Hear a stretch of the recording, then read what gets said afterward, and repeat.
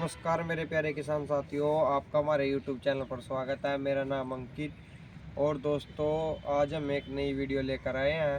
Video में आगे बढ़ने से पहले आप हमारे चैनल को सब्सक्राइब और वीडियो को लाइक कर दो। वीडियो को पूरा देखें। आज हम पपरल के रेट के बारे में चर्चा करेंगे और चर्चा करेंगे कि 2024 में जो है इसके रेट क्या रह सकते हैं और हमें आगे खेती पपरल की करनी चाहिए या नहीं करनी चाहिए। ये सब जानकारी के लिए आप वीडियो को पूरा देखें, स्किप ना करें। तो दोस्तों किसान साथियों, सबसे पहले मुद्दे पर आते हैं हम रेट के। तो आपको बता दूं, मैं जो मार्केट रेट आज मैंने पता किया था मंडी में, मेरा जो फ्रेंड है वो वहीं पर लगे हुए हैं, तो उनसे संपर्क किया तो उन्होंने बताया कि जो 109 और 110 की जो मिक्स जो पेड़ जाते हैं ओवर के अंडर ओवर के, तो उनका रेट है 1400 रुपये प्रति क्विंटल। और जो सोखता है वो 700 से 800 रुपये प्रति क्विंटल वो भी चला हुआ है।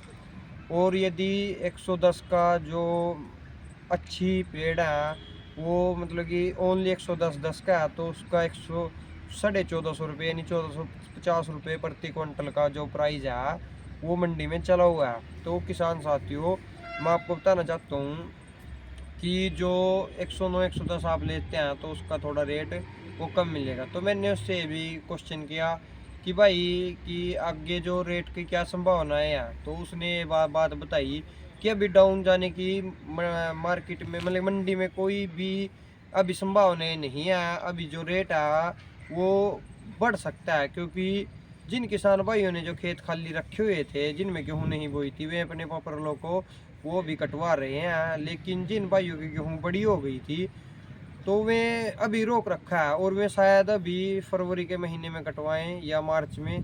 कुछ किसान भाई मार्च में भी कटवाएंगे, लेकिन अभी संभावना है रेट डाउन जाने की कुछ भी नहीं है। और रही बात, अभी मैंने उससे ये भी पूछा था कि आगे जो रेट की क्या संभावनाएं हैं, कम होने की हैं या ज़्यादा होने की हैं, तो उसने मेरे को बताया कि जो है आने वाले टाइम में भी जो पपरल के रेट है वो डाउन जाने के कोई चांस नहीं लग रहे। तो जो भाई अभी पपरल लगाना सोच रहे हैं या जिन्होंने लगा दिया है वो निश्चित रहे। और वैसे तो जिन भाइयों की एक और बात बता दूं मैं आपको कि किसान भाई पूछते रहते हैं कि पपरल को कब कटवाएं कब नहीं कटवाएं, कितने दिन के पपरल हो जाएं तब कटवाएं।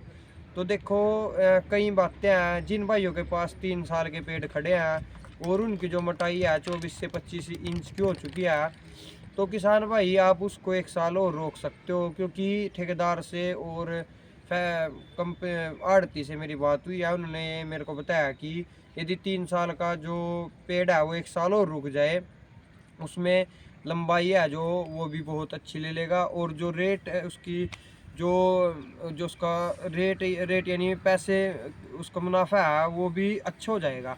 यानी लगभग 1 लाख रुपए का इजाफा प्रति एकड़ यानी 1 किले पर हो जाएगा। तो किसान भाइयों, यदि आपको ज़रूरत नहीं है और आपके पास 3 साल का पपरल खड़ा है, तो आप 1 साल उसको रोक सकते हो। आप इन्हीं दिनों अपने प्लॉट को कटवा लो अगले साल, या बरसाती मौसम में यदि रेट अच्छा रहे तब कटवा लो।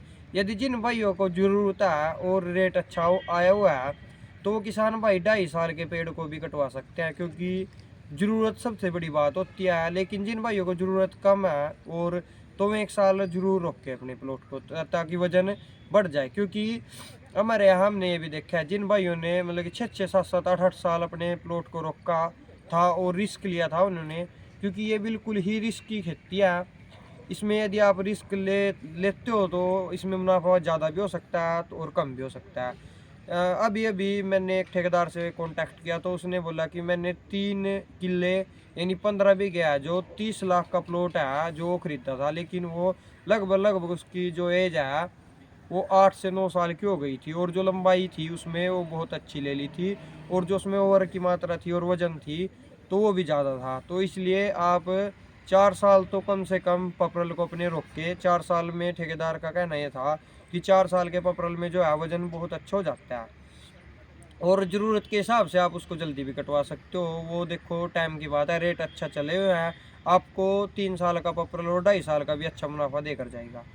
और किसान साथियों, अभी जो हम ये मतलब कि अभी लगा रहे हैं आप तो मतलब कि कैसे पेड़ को लगाए और क्या खाद डाले उसमें, DAP गेरे, NPK गेरे। तो ये भी बहुत से किसान भाइयों के सवाल हैं, तो इन पर हम एक स्पेशल वीडियो बनाएंगे।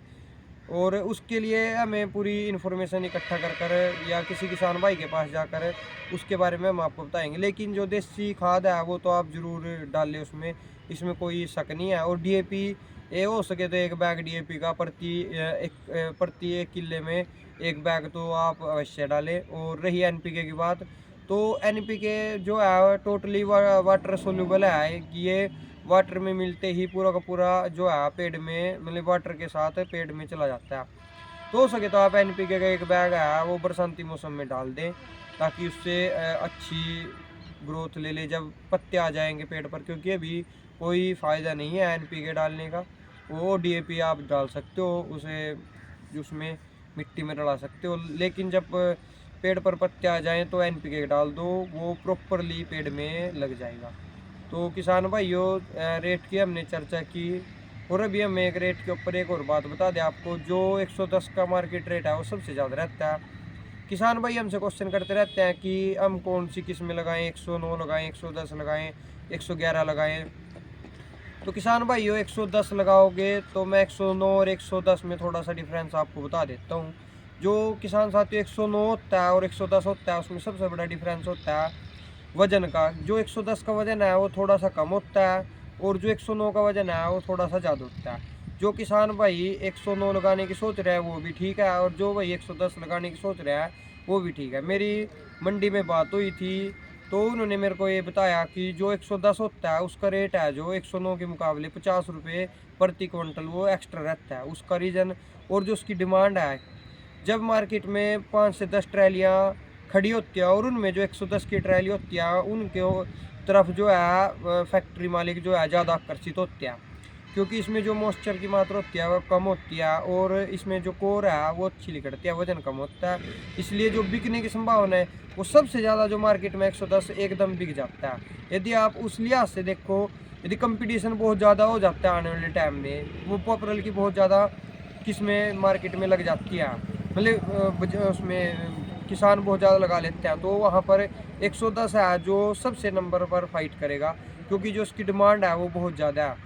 लेकिन अभी जो डिमांड चली हुई है उसमें 109 का बेनिफिट यह है, एक तो ये गिरेगा कम, और जिसमें वजन है वो 110 के मुकाबले 109 में वो ज़्यादा होगा, और जो तैयार है वो भी अच्छे हो जाएगा, जल्दी तैयार होगा। ये नहीं मैं बोलता कि बिकेगा, दोनों किस्में ज़्यादा बिकेंगी, बहुत ज़्यादा डिमांड है, दोनों किस्में बहुत अच्छी हैं। लेकिन 110 की जो डिमांड है वो 109 के मुकाबले ज़्यादा है, क्योंकि इसमें जो मॉइस्चर की मात्रा है वो कम होती है और वाइट होता है अंदर से। इसलिए जो किसान भाई 109 लगाना चाहते हैं वो 109 लगाए, जो 10 लगाना चाहते हैं वो 10 लगाए, या आप दोनों किस्में लगा सकते हो। और रही 111 की, 112 की, तो आप 111 किस्म भी, 112 भी। लेकिन 111 की किस्म में आपको सावधानियाँ थोड़ी ज़्यादा रखनी पड़ेंगी। और जो किसान भाई पुरानी किस्में लगाना चाहता है वो भी पुरानी लगा सकता है, वो भी बिकेगी। क्योंकि डिमांड जब किसी चीज़ की होती है तो सब बिकता है। तो किसान भाई ये जानकारी आपको कैसी लगी आप ज़रूर कमेंट करें, और इस वीडियो को शेयर ज़रूर करें, ताकि हम आगे भी इसी प्रकार से आपके लिए जानकारी कलेक्ट करते रहें। धन्यवाद भाइयों आपका।